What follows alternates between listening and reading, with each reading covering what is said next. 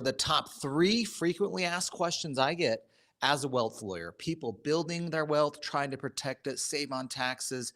These are the top three questions I get from clients. So I'm going to break those down today. We also have some questions that came in advanced in general about wealth building, protecting your assets, saving taxes, building your retirement account, how to invest, small business, real estate. That's all the stuff we love to answer here for you. And I'm going to hit some of those questions. But before we get to those, I want to hit these first three most frequently asked questions I get. I want to talk about how do you think about those three concepts? What are the common issues people need to know? And what are the common structures people need to have in their life as they're going out and building their wealth? Now, if you have questions here and you're live, please get those in no matter what format you're in. Make sure you're subscribed to YouTube. That's where we're going to be going live every time. We'll be hitting the other social channels as well. We're really trying to build the following, particularly on YouTube. I'm trying to be a YouTuber, so it's on my goal list. It's on my vision board. Matt Sorensen, YouTuber. If you Google me, that's what I want to come up. All right, so please get your questions in. We're going to come back towards the second half here and answer any live questions, as well as about half a dozen or so that came in advance that are going to be really applicable and on topic today. All right, first, I want to talk about using a trust. A lot of people ask the question of me as their lawyer, when should I use a trust, Matt? Do I use a trust for asset protection? Is it for my estate planning? Is it going to save me taxes? Let's go over when to use a trust and the typical trust we recommend as wealth lawyers helping real clients build real wealth. The first thing I want you to know is the common trust that we set up as lawyers is simply a revocable living trust. The revocable living trust is not going to save you taxes today. The revocable living trust is not going to protect your assets. It's not an asset protection tool, but we're doing it for estate planning purposes and to avoid probate when you die. Probate is this court process when you pass away. Your heirs have to go to court, get a court order to say who gets what. We don't want to let them do that. We don't want to force them through that process. It's terrible, it's expensive, and it's public. It's in the public court records. Instead, we want your assets to pass privately through a trust when you pass away. So the trust, the revocable living trust, we will use with 99% of our clients. The other trusts I'm going to talk about here in a second that we may use as a wealth lawyer in helping clients through building wealth are some asset protection trusts and maybe an irrevocable trust here or there that's done for estate tax planning purposes. But 99% of clients, we're actually not doing those types of trusts. We are doing simply the revocable living trust. All right, so let's break down what's included in your revocable living trust. The revocable living trust says, hey, all of my assets that are owned by my trust are going to pass under these terms. Now, in a trust, you could put a lot of restrictions on the money. For example, if you have minor children and you were to pass away next month, you don't want your minor kids to get all of your assets when they hit age 18. Instead, you might want to put some restrictions in that says, hey, maybe when you're 25, you get 1/3 of your share of my estate. Maybe when you're 30, you get the next third, and you're 35, you get the whole thing. And you know what? If you're over 35 already when I pass away, you can just get the whole thing out. And some of you know your children. Some of you may be older in your 60s or so, and your kids are adults. You know them. They know how to work with money. They've figured those things out in their life. But let's be honest, an 18-year-old getting a large inheritance is really scary. And if you've like, well, I've got a will, Matt. Okay, if you just have a will and you pass away, your kids are going to get their assets immediately at age 18. That would include a life insurance policy, the equity in your home, your retirement accounts, your business, your real estate assets, your brokerage account, all that stuff can go to your kids at age 18. And as a lawyer, we've seen that. We literally had a client, unfortunately, pass away, and they had no estate plan, actually. They didn't even have a will. They had to go to court to get the assets. It was expensive. And one of the kids was a college student, got his inheritance, blew it all within 6 months, got an Escalade, got all these other things. And so we want to protect your family. Sometimes money can hurt your kids. I mean, really, too much money and too much wealth passing on to them can hurt them. And so we want to teach them, of course, that'd be a goal as a parent here. We're talking as, I'm a father and I'm trying to do this too with my own kids, is teach them how to be responsible with money and the value of money. We don't want to just leave them all this money and no legacy about how to build it or how to manage it. So, but in the trust, you can put restrictions on the kids getting it. Let's say your kids have creditors chasing them down. Let's say one of your kids is going to file bankruptcy or has lawsuits or judgments against them. You don't want them to just get the inheritance and then that creditor just to take it. The child will get no benefit from it. So we can put in a credit protection clause that says, hey, if there's any beneficiary that has any issues, that has a creditor chasing them, the trust can hold those assets. They don't distribute the assets. Those get held in trust. Another restriction we like to put in the trust is, what if they have a drug or alcohol addiction? We don't want them to have a drug or alcohol addiction and then they just get a bunch of money. What's going to happen to that money? It's going to go to drugs and alcohol. So we want the trustee and the trust to hold those assets until they've resolved those, they've gone to some program or otherwise demonstrated that they don't have that addiction or that issue in their life. So these are a couple of ideas and things you can put in your trust. We've had clients put really cool things in their trust. For every dollar you earn, you get $1. And a lot of other restrictions and things. We had one client that was like, I just wanted my kids to get all this money when they're 60 because I was terrified of what I was going to do when I hit 60. And I finally realized money and figured it out, but I didn't want my kids to worry about it. And so you can kind of come up with whatever you want. The nice thing about a trust is you get to write the rules. This is your trust. This is your wealth that you get to pass on to whoever you want. So, but the trust is not about asset protection. We're not doing it for asset protection. We use LLCs for asset protections. We may use a domestic asset protection trust for asset protection. I'll talk about that here in a second. But your revocable living trust, 99% of you out there building wealth, you need to have a revocable living trust. This is being done to plan your estate. One of the biggest problems we've seen with clients who pass on is their heirs come up and their kids, who are otherwise great kids, great family, and they go fight over the assets. They go fight over the assets. It tears families apart sometimes, not because they didn't like each other already, but because money can sometimes bring out the worst in people. So do your loved ones a favor and get your estate plan, which is essentially your revocable living trust, completed. There's powers of attorney and living will that says, if I'm in a vegetative state, pull the plug. We don't want to leave that on your family members to decide. Decide that in advance if that's what you want. And then also, who is your power of attorney if you're unable to act for yourself? Maybe it's your spouse. Maybe it's one of your kids who you feel is responsible. Maybe it's some other family member, a sibling, a friend, whoever it is in your life. You can give them these powers to act for you. And you could also include them, of course, in your estate plan. So that is the revocable living trust. If you don't have one, you should get one. We are all going to die. You are going to die one day. You will need to have this. I know it's one of those things clients really put off, and they're like, it's just not fun thinking about our death and our mortality. I get it. But I think the fun way to think about it and the perspective to do is just change your thinking about it of, how do I plan my legacy? How is this money going to live on? This wealth I'm working so hard to build, how is it going to pass on? How are my kids going to be affected by it? My surviving spouse, my friends, the charities I want to impact. Think of it that way. Think of it almost as like your strategic plan for your wealth when you expire. You know what I mean? And so I think if you think about it that way, it can get a little more exciting, a little more interesting for you to get it done. And of course, our lawyers at our law firm, KQS Lawyers, are helping clients every day. Every day, we're setting up an estate plan for a client across the country, someone trying to build wealth just like you, someone with a business, someone with real estate investments, someone building up their retirement account and figuring out, how do I pass these assets on? And there's a lot to it.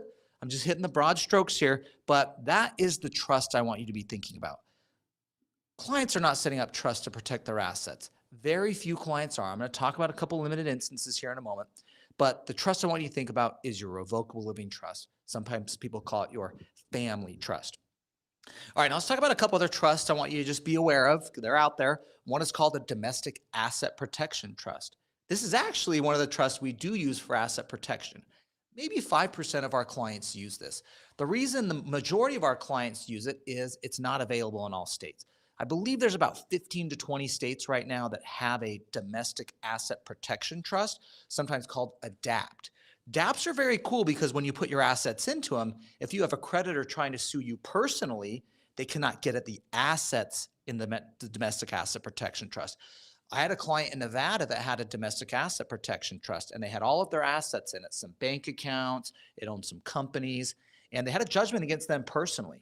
And the creditor went to go enforce that judgment against them personally and went to a bank account that had over $500,000 in it in cash that was at Wells Fargo. And I remember that creditor serving a notice and a garnishment to the bank and saying, hey, this person owes us money. You need to pay it to us because we have a judgment against him. And the process there, usually the bank gives notice to the account owner saying, we received this. And of course, we immediately jumped on it and said, oh, no. They don't have an order against the trust. They don't have an order against this domestic, excuse me, asset protection trust. They've got an order against the individual. And we were able to show this was a proper domestic asset protection trust. Nevada is one of the states that had them.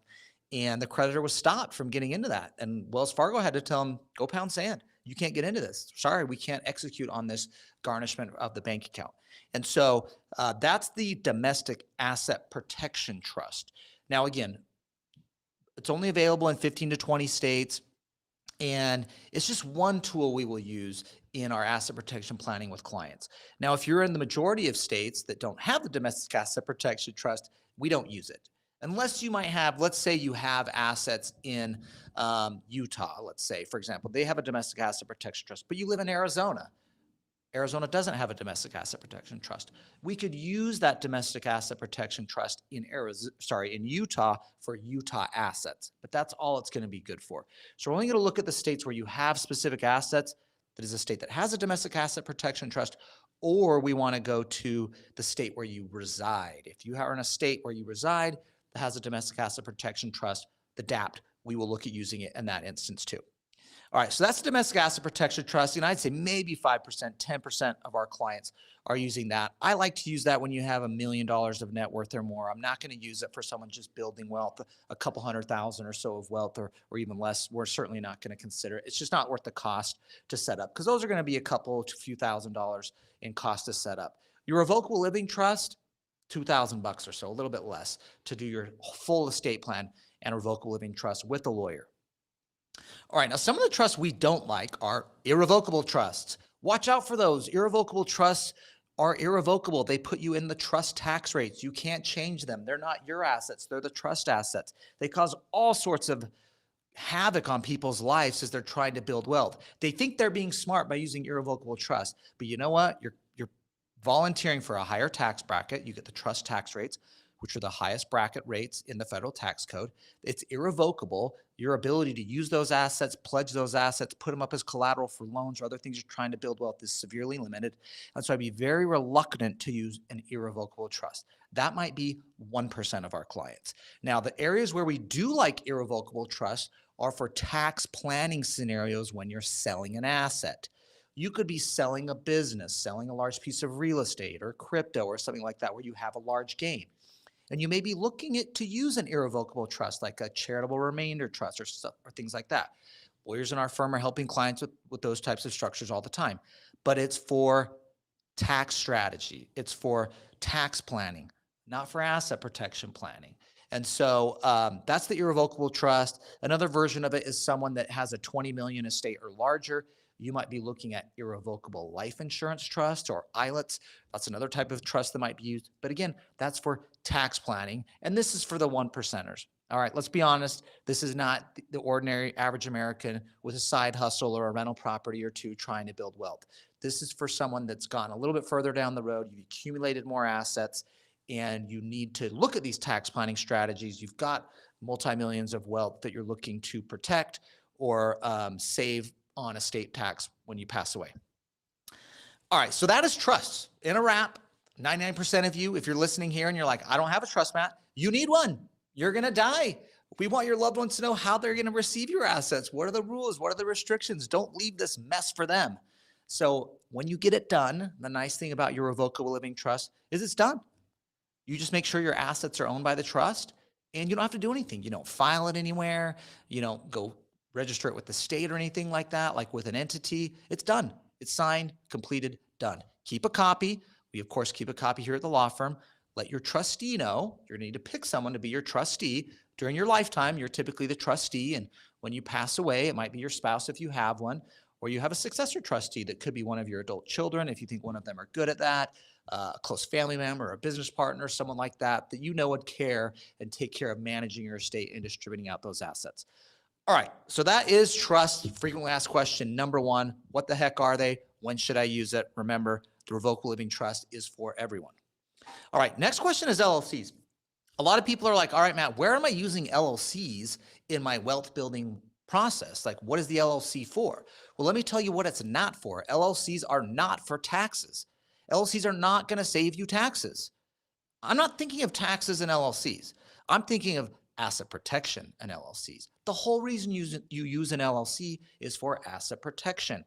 The LLC owns my business. Something happens in the business, I have an issue with a customer or a deal I do, they're forced to sue the LLC. They can't sue me personally or get at my other assets or get into my other LLCs or corporations. They're forced to sue the LLC. All right.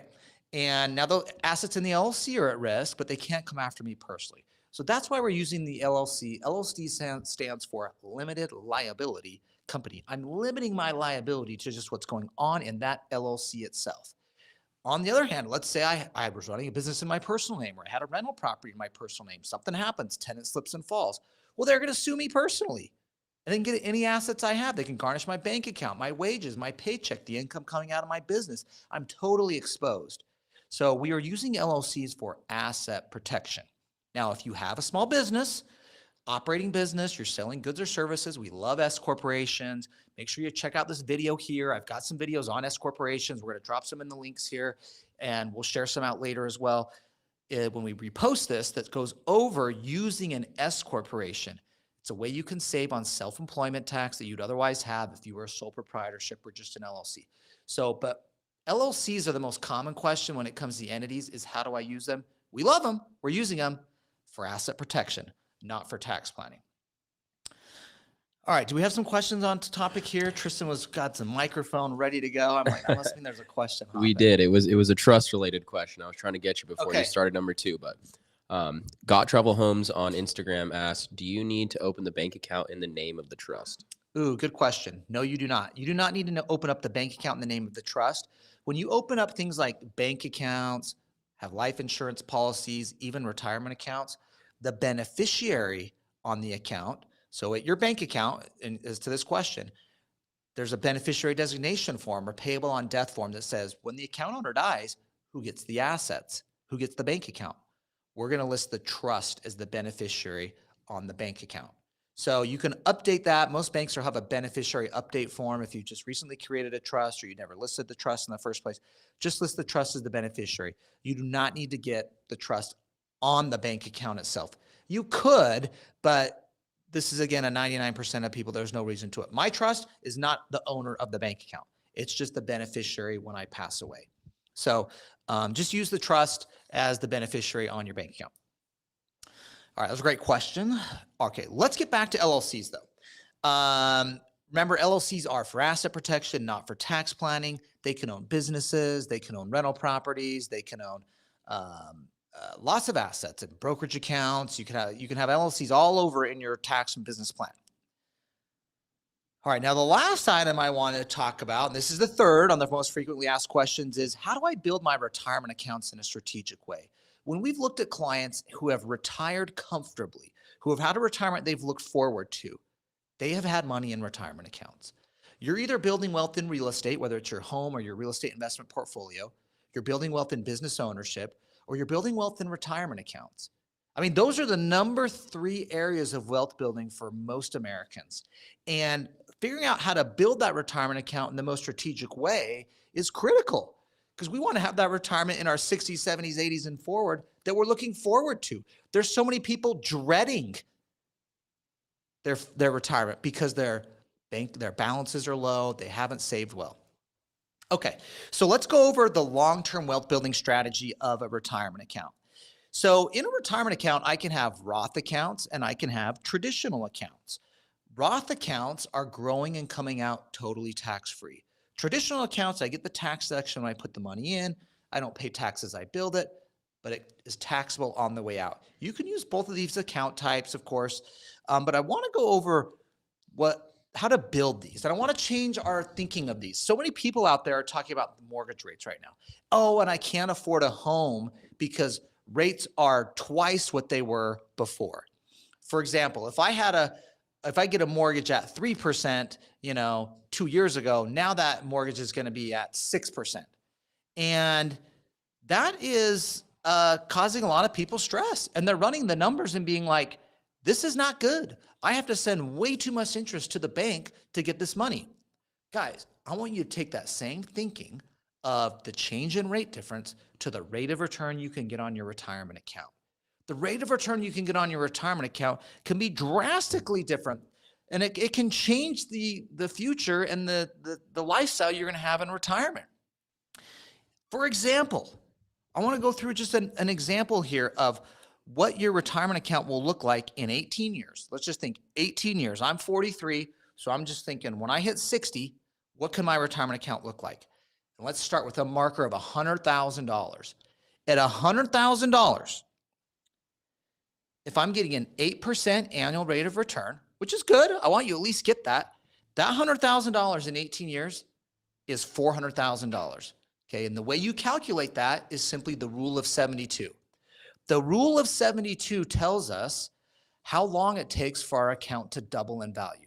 So I take 72 and I divide it by my rate of return that I can get. So if I take a rate of return of 8%, 8 divided by 72 is 9. Every 9 years, my money will double. So at 100K, in 9 years, it's going to be 200K. In another 9 years, for a total of 18, it's going to be $400,000. Now, that's at an 8% return. But what if I could get a 16% rate of return? Guys, I'm lending my money out right now at 12% interest and 2 points for my retirement account. That's right. Your retirement account just doesn't have to buy a stock, bond, or mutual fund. I'm private lending my retirement account to other real estate investors who are using it to acquire and rehab properties. I've been first position deed of trust. It's secured against the real property, and I can charge 12% interest plus 2 points on a 6-month loan. Now, I can lend that money out twice in the year, that in the same year, meaning I get those points twice. So that 14% that I get, because I got 12% plus 2 points, is actually a 16% total annual rate of return, because I got 4 points over the year, and I'm lending it at 12% interest rate for an annual rate of return. So if I can get a 16% rate of return, if I can carry on doing this with just $100,000, look how drastically this changes. If I take 72 divided by 16, my number is 4.5. My account is going to double every 4.5 years. So every 4.5 years, I'm going to go from 100K to 200K. Another 4.5 years, 200K to 400K. Another 2.5 years, 400K to 800K. And another 2.5 years, 800K to 1.6 million. That's over 18 years. The same 100K, I didn't put any more money in the account. Now you can see the power of this rate of return and how it differs in your retirement. I have 4 times the money in this example in retirement because I got a 16% rate of return than I did getting an 8% rate of return. A lot of people think, well, Matt, the math doesn't work out there. You only got twice as much rate of return on that, and it's the same time period. How did you get to 1.6 million instead of just 800,000? Wouldn't it just be twice as much? No.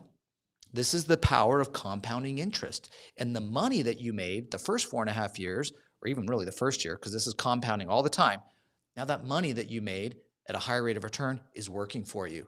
And then the money that money makes is working for you. And you get the power of this. This is why people are so bummed out about their mortgage, because the bank's on the other end of this. When rates go up on your mortgage, the bank's on the other end of this getting more money, but they're getting it from you. So I want you to change your thinking about, well, mortgage rates and think of, what if I could be the other one on the other end of this with a higher rate of return for my retirement account? And this could be for your real estate portfolio that's in your retirement account or outside of this. Could be for your brokerage account, any of your investing you're doing in small business, private equity, crypto. I don't care what you're investing into. You can use those types of investments in a retirement account. You are not just stuck doing a stock, bond, or mutual fund. On my channel, I have tons of videos going over self-directed IRAs and how you can invest off of Wall Street with an IRA or 401k. Because you know what? When I talk to a lot of people and it's like, where do you have 100K to invest? They're like, in my retirement account, but I can just buy mutual funds and stocks. I don't know that well. I don't believe in that. That's not what gets me excited. I don't feel like I can get a better rate of return than an 8%. Okay. Guys, your retirement account can invest in real estate, in small business, in private funds, in private companies, in startups, in crypto, in the things you are excited about and you believe is going to grow and build your retirement. So keep in mind, the rate of return is obviously critical. For some of us, that goes without saying, but I really wanted to highlight it here with that example of how your money can be 4 times as much as I gave in that example on simply a rate of return that is twice as much as we had thought. Okay, so those are the 3 most frequently asked questions. How do I plan for my wealth when I pass? And how do I use these trusts? We hear about them all the time. They're always in the news. What are these LLCs? If you're on freaking social media, everyone's talking about LLCs and do an LLC for this or that. And I got to be honest, there's more wrong information out on social media on LLCs than there is accurate information. Remember, we use LLCs for asset protection, not for tax planning. And retirement accounts. There's $38 trillion in retirement accounts. There's more money here than anywhere else. How do you build it so you have the largest retirement account possible when you hit retirement? It's self-directing it, investing in assets you know, and getting a greater return than you could otherwise get in a target date fund in the stock market. All right, so that is the 3 areas that we wanted to hit. Now, I have some questions that came in advance. We'll take any live questions too that might be pending. But let me hit some of the questions that came in advance from some of you, and I appreciate everybody submitting these. This one came from Freedom Above All on YouTube and said, can we use depreciation on my residential home, not a rental, to reduce tax on our business? No, you cannot. You can only depreciate assets that are held for investment or business use. So your home for personal use, you do not take depreciation on your home. Now, Freedom Above All is asking this because we talked about depreciation a little bit ago, and how when you buy a property, let's say you bought a property for $1 million. Well, if you bought that property for $1 million, you got to take a depreciation expense on that every year. Let's say it's a single family rental. You bought it for $1 million. I'm just going to do the math here to show you how much of a write-off this creates. Okay, every year, if I had $1 million and I depreciate a rental, single family, over 27.5 years, let's say it was 1.2 because that includes the land and building, but the building is 1 million. When I bought that property, I depreciate it, which is an expense. This is an expense that can reduce your income on your tax return over 27.5 years. If you divide $1 million by 27.5, that gets us $36,000. Now that $36,000 I can use to offset the rental income on the property. But for a lot of people, they have the mortgage interest on the property expenses, right? Even though they're paying down the mortgage. And those things are all write-offs, right? The mortgage interest, the property expenses, the insurance, everything, those are all write-offs. And after that, I'm still getting cash flow on the rental. Well, this depreciation expense in this example of $36,000 can wipe that out. So you're having cash in your pocket off your rental property. You're actually making money every year. But as far as the IRS is concerned, you're losing money because of the depreciation expense. So that's what Freedom Above All is asking is, can I do that on my residential home, my personal residence? And the answer is no. Depreciation expense is only for your investment or business assets. So investment properties, whether it's commercial, residential, anything you hold for rent that has a building associated with it. Land doesn't count. This is the physical building part of the property you own.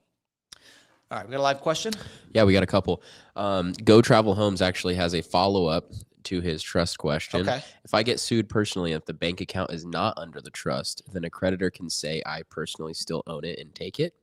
Okay, good question. Remember, we're not using trust for asset protection unless we're talking about a domestic asset protection trust. So if you're doing a revocable living trust, which is really a trust for your estate to say who gets what assets, that revocable living trust is not need to be on title on the bank account, okay? I don't care about it. It doesn't need to go on title on the bank account. But what does need to go on title on a bank account is if you're using a domestic asset protection trust. So in that example I gave earlier of the client that had the Nevada domestic asset protection trust, that matters only for domestic asset protection trust would I put the bank account in the name. So in your question, your example there, if you had a judgment against you personally or a lawsuit against you personally, if you were in a state that had a domestic asset protection trust, then we definitely do want the domestic asset protection trust to hold that bank account. Now, we do have lots of clients who will have the domestic asset protection trust and still have an individual bank account, and they just don't keep a lot of money in the individual bank account. Their large cash is in the domestic asset protection trust bank account. And so, so think of it that way. I just don't want to get people off track and think, well, I need to put my revocable living trust on the account as the owner of the bank account. No, listed as the beneficiary. But if you're doing the domestic asset protection trust adapt, then yes, we want the trust on that bank account. All right, another live question? Yeah, this one's from Crypto Tiger on YouTube. Can a trust deposit in your kids' Coverdales? Ooh, Yes, you could go from your trust, which you own it, directly into your kid's Coverdell education savings account. That's $2,000 a year. You can put into a Coverdell. You don't get a tax deduction, but that money invested in the Coverdell can grow and come out tax-free for college education expenses. So we've had clients use Coverdells that have invested in crypto. We have a crypto Coverdell IRA, a directed IRA. I've had a client who had a Coverdell, and even at our self-directed IRA summit last weekend, I had two people talk about how they use Coverdells to pay for their kids' college education. And these were real estate investors who were self-directing their Coverdell into real estate investments. They were doing options or wholesaling deals or things that can take a little bit smaller amount of money. These are smart investors that know this isn't their first real estate deal, okay? And they were using these accounts in a strategic way to build and pay for their kids' education. You could do the same thing with crypto. And again, over at Directed IRA, we do have a crypto Coverdell account where you could be doing and investing that in crypto. Okay, I had another question here that came in advance I wanted to just hit here. This is from Hope Prophecy on YouTube that says, clarifying question. If I want a Wyoming holding LLC to manage a subsidiary LLC, do I have to set up my subsidiary as member managed by the holding LLC, or can it be manager managed? Assuming both LLC are single member, would there be an advantage to either option? Well, let me say this. We never do member managed LLCs, period. Never. No reason to do member managed LLCs. In fact, it only discloses who the owner is. We like to always do manager managed LLCs. So if you wanted to use a Wyoming LLC to serve as manager of your LLCs, that would be a manager managed LLC. So Hope Prophecy, do that. Just do a manager managed LLC. Now, I don't know your structure here and why you're structuring that way. I presume you've got a significant number of assets, $1 million or more, while you're using this holding company strategy. We do that, and we set up lots of Wyoming LLCs for clients, but not for everybody. So I just want to, some people read into this too much and are like, well, someone was talking about a Wyoming LLC and I'm in California. I should probably be doing Wyoming LLCs. No, most of you shouldn't. Some of you should. It just depends if you have a significant number of assets or liability risks, or you have a lot of privacy concerns. We may be using Wyoming LLCs in those scenarios. And I've got another video on Wyoming LLCs on my YouTube channel, which you can check out, that goes over this, that talks about when to use a Wyoming LLC and when it's frankly just BS. All right. Any live questions right now? Yeah, we got a self-directed question. You're going to like this one. Love it. Preston asks, just set up my first Roth and put in $7K. I'm new to self-directing and want to put it to work immediately, so it's not sitting there while I figure out what I'm doing. What would you do in my shoes? Okay, so this is a good question. Remember, we're setting up the self-directed IRA because we're intending to invest in alternative assets, right? That's the end game. Is I want that IRA to invest in real estate, a small business, do private money lending. Maybe I'm wholesaling or an option on a deal with a smaller amount of money. And for me, I didn't do my first self-directed deal until I had $40,000 in my account. It took me a few years of contributions to get enough in to go and do my first real estate deal with my own account. So a couple of ideas. First is you can simply just buy a stock or a mutual fund. A lot of people who are starting at zero and they're just starting to make their first few years of contributions get discouraged in their first few years because they're like, it's not enough to go do what I want to do immediately. And I know it can be frustrating, but everybody started at zero. Everybody had to go through this process of getting enough contributions in over the years till they had enough to go make this investment. Now, what do most people do before they get enough to do a deal? They just invest in the stock market.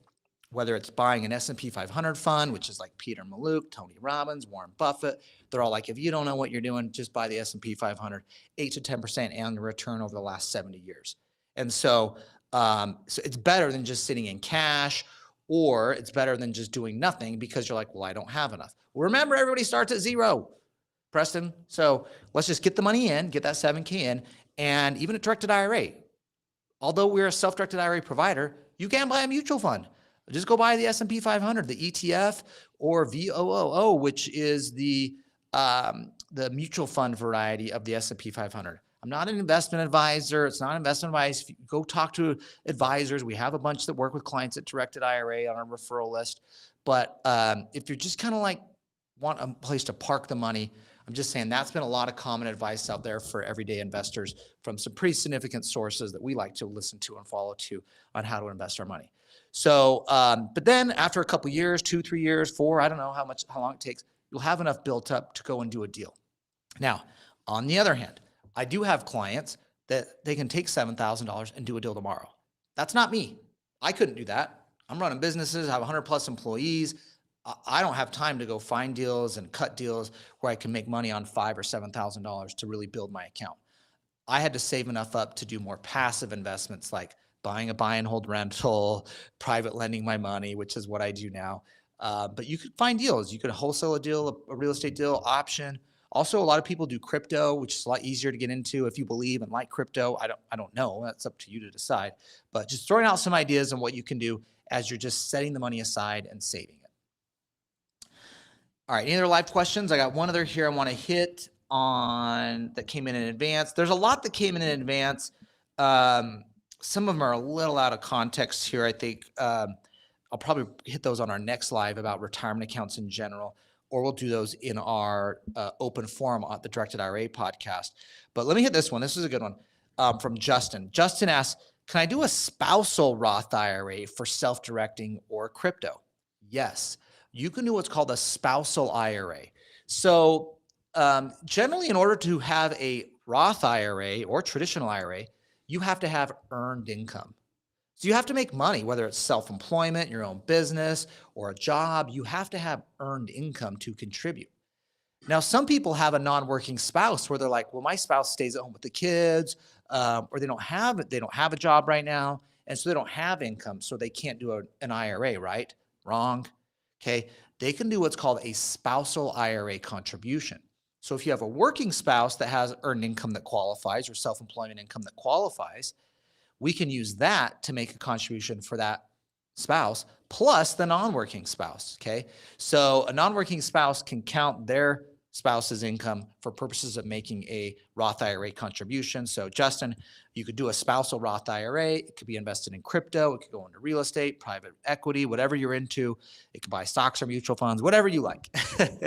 So, and that with that Roth IRA is, we say spousal Roth IRA. It's just a Roth IRA in your spouse's name. And we know that, and for you, you know that when you're doing your taxes, your spouse didn't have earned income, but they are using your earned income to qualify to make that $7,000 contribution. Because the cool thing is, you can do $7K, they can do $7K, right? So every year you can, as a couple, you can be dropping in $14,000. All right, live question, Tristan. Yeah, this is from Telly Coleman on YouTube. Can I manage the property inside my HSA? I know I can't for my IRA.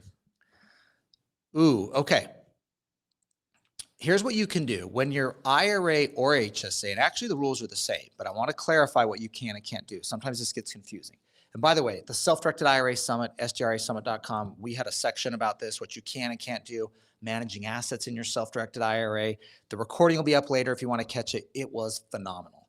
It was so good. I was pretty decent. I felt like I was on for a little bit. It was good.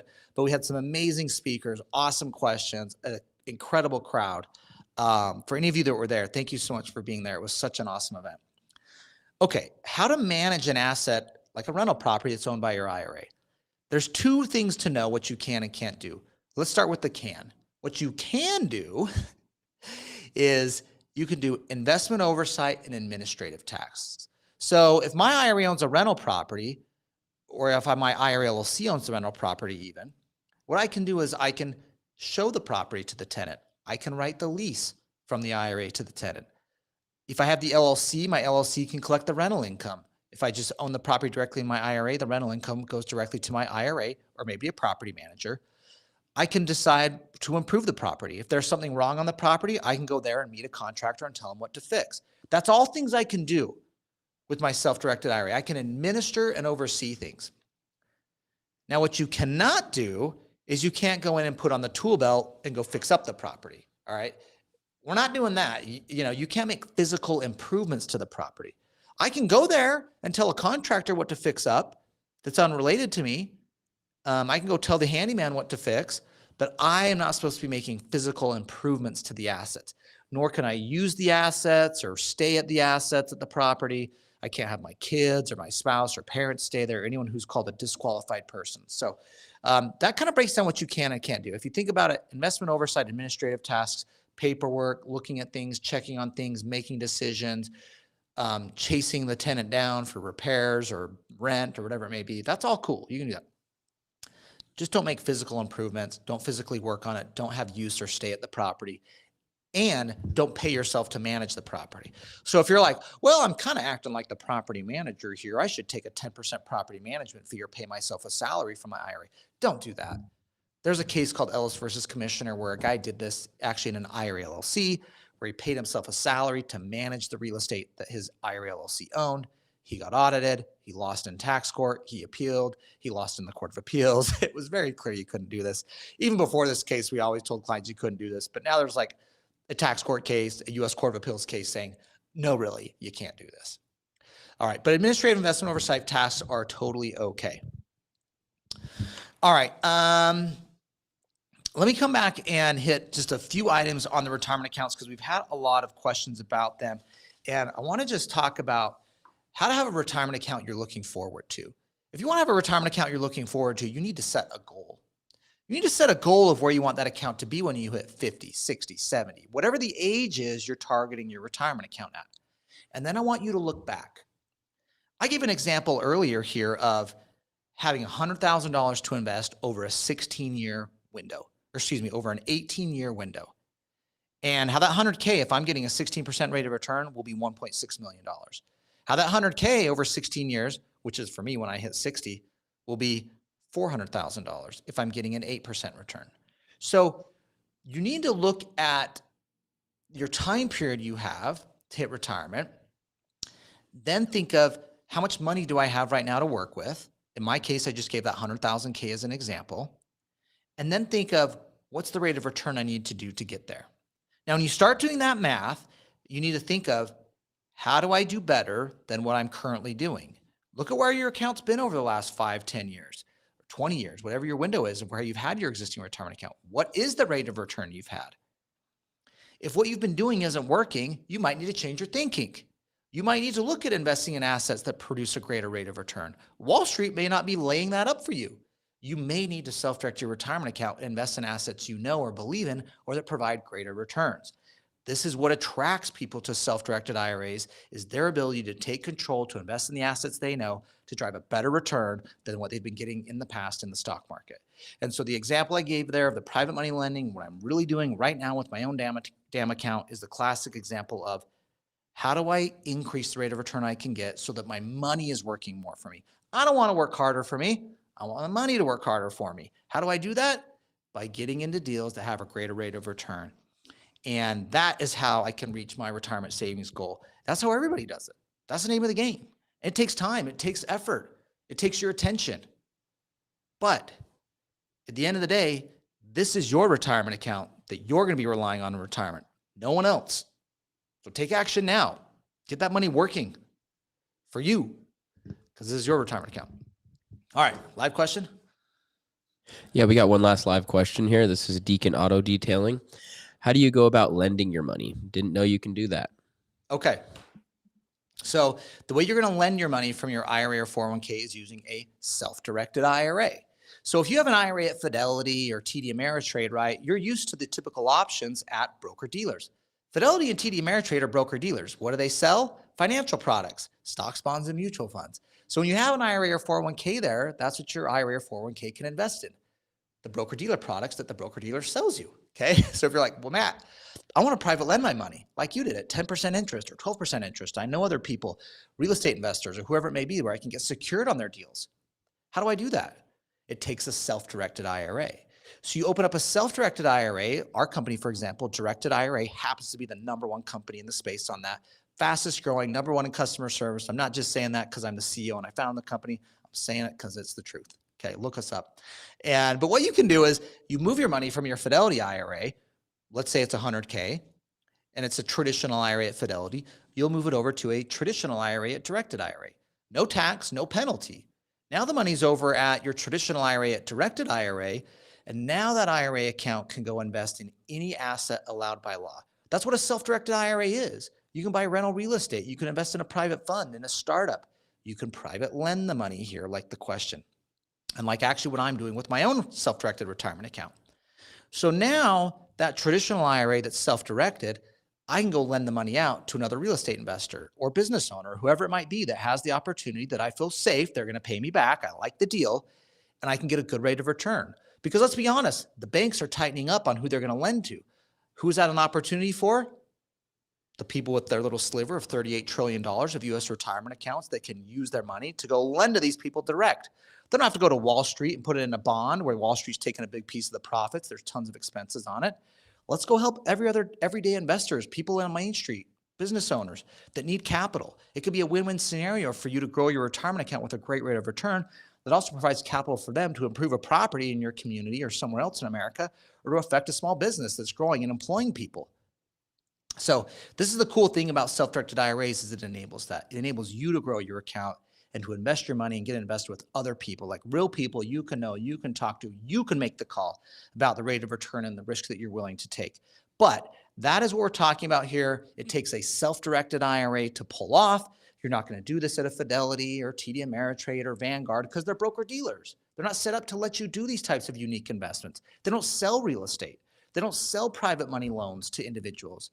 You can do it though. It just takes a self-directed IRA. And that's what we do every day at Directed IRA. If you book a call with one of our team members, they'll go over how this works. They'll explain the process.